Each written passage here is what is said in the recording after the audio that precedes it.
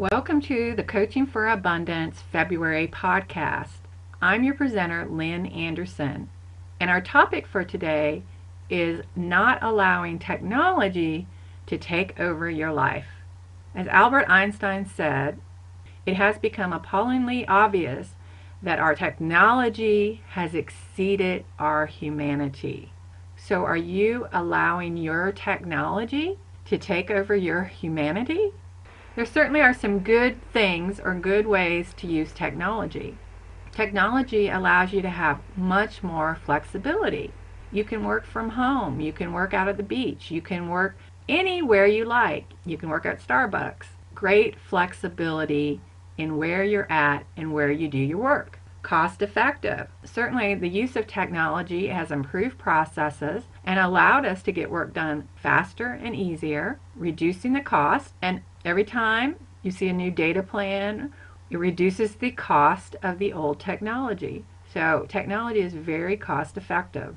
Technology allows us to stay in touch with our loved ones, with the people that we know, with our network. Even people maybe who we don't see on a regular basis. We can use our social networking technology to stay in touch with their lives. We also have an abundance of information and data that we can access 24/7 using technology. So those are all good things that technology has brought us. But what are some of the bad things that we need to be concerned about or be aware of so again we don't lose our humanity? Some of the bad things, and I'm sure you can come up with some things too, you're not focused. Many times we're using technology in the middle of doing other tasks and we lose our focus. We're right in the middle of creating a presentation, doing a report, having a discussion or a meeting, and our cell phone or iPad rings. We lose our focus when that happens. So a lot of times technology can cause us to lose our focus.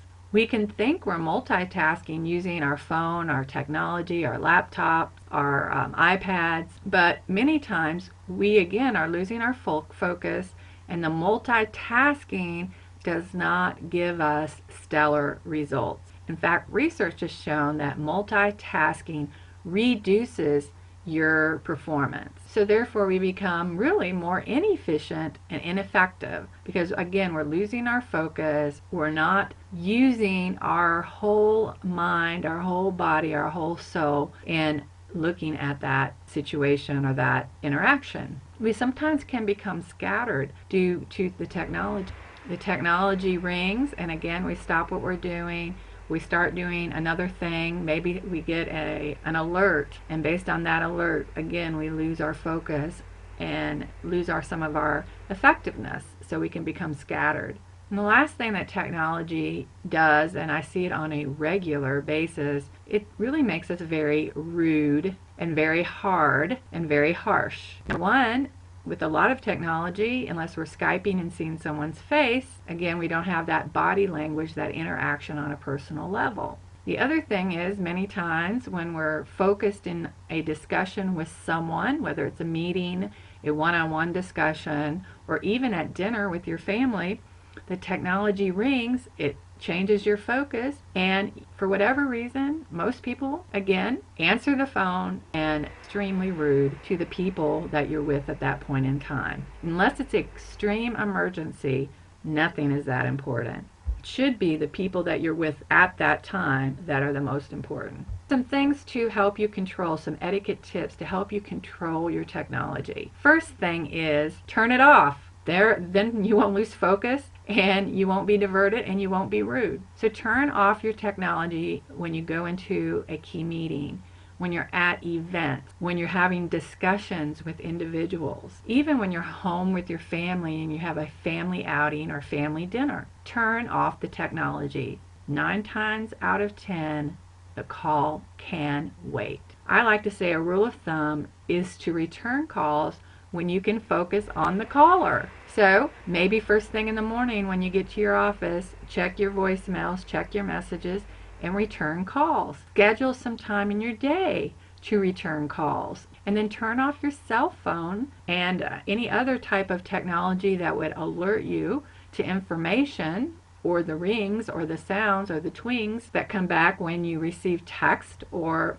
calls. Turn that off and then focus on the activity that you're doing. Maybe you have 2 major presentations or deliverables that you have to get done that day. When you're working on those deliverables, turn off the unnecessary technology, your cell phone, your text. I mean, if you're doing a presentation, you might need your laptop, so you might have to turn that on. But don't sign into your email account. Focus on creating the presentation. Then when you completed that document or that presentation, then with some focused time, check your emails, check your voicemails, return the calls, return the emails. So schedule some time throughout the day to do that. The other times, turn it off. I like to say, check your email and even your voicemail 2 to 3 times per day only. That way, you're very focused on that activity. You can even schedule it in your day timer or on your calendars, your Google calendars, your Outlook calendars, whatever calendars you use. Schedule that time.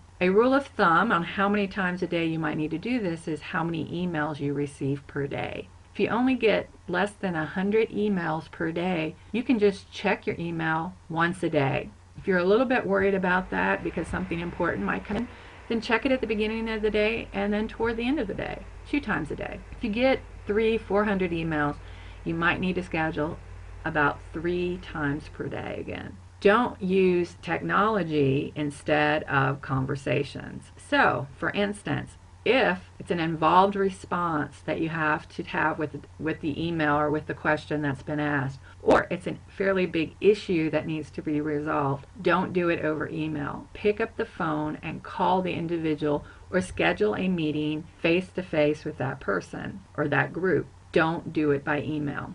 Anytime an email is going to go back and forth more than 2 times generally means you should pick up the phone and have a discussion, or you should schedule a meeting. Certainly you want to use and leverage technology to keep in touch with your network and to create an image of you, the same image you have both online and offline. We talked about creating that image in last month's podcast, so you can go back and review that podcast. But once you have that brand, you want to be consistent both online and offline. So certainly, again, an etiquette tip is to be aware and know that anyone can see, or even assume that anyone can see what you're typing or you're talking about. So you want to be very professional, very controlled, and very upfront with that discussion. And you want to have an image that's the same for you both online and offline. So when someone sees you online and relates with you, and then they see you in person,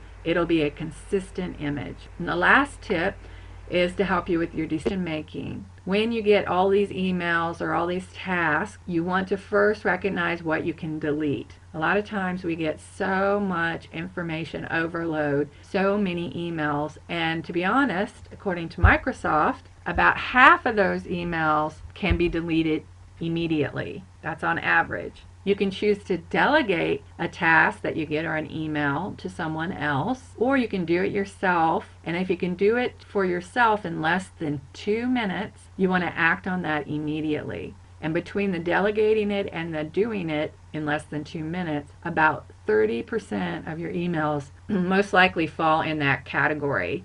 And then the last is the emails that you want to defer. Those that you want to take some more time to concentrate and put maybe on your calendar or as a task on your to-do list to follow up with. Or I like to create a to-do file in my email in basket so that I know that those are tasks that are going to be taking me more than 2 minutes, are involved, and that I need to follow up on at a later time. So that's about 20% of the emails that you get should be in that category. Say deferring it. If you're getting emails and you're deferring more than 50%, I would say that's a sign that maybe you're keeping too many emails yourself. Maybe you're not delegating them or responding as quickly as you'd like. So I hope these tips help you.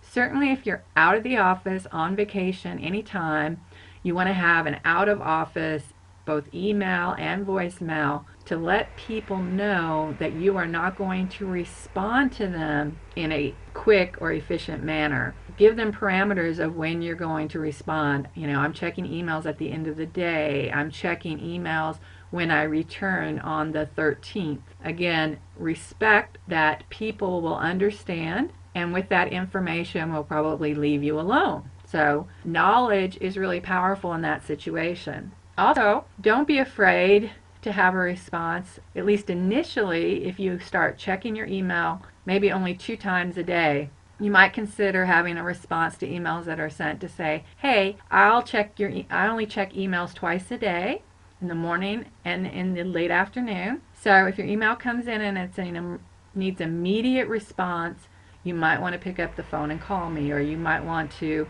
know that you're going to have to reach out to me directly because I won't be checking my emails during that time. It's highly unlikely that any email needs an immediate response, but you shouldn't be tied to your email. Just because your email comes to your phone, comes to your iPad, can be done at any time, anywhere, that doesn't mean you have to be distracted from your human interactions that you have, or even your own interactions, your own time, your own focus in getting your work done. You don't have to interrupt that flow, interrupt those discussions, interrupt those key sessions with technology. Use technology to benefit you, and you'll be right on target.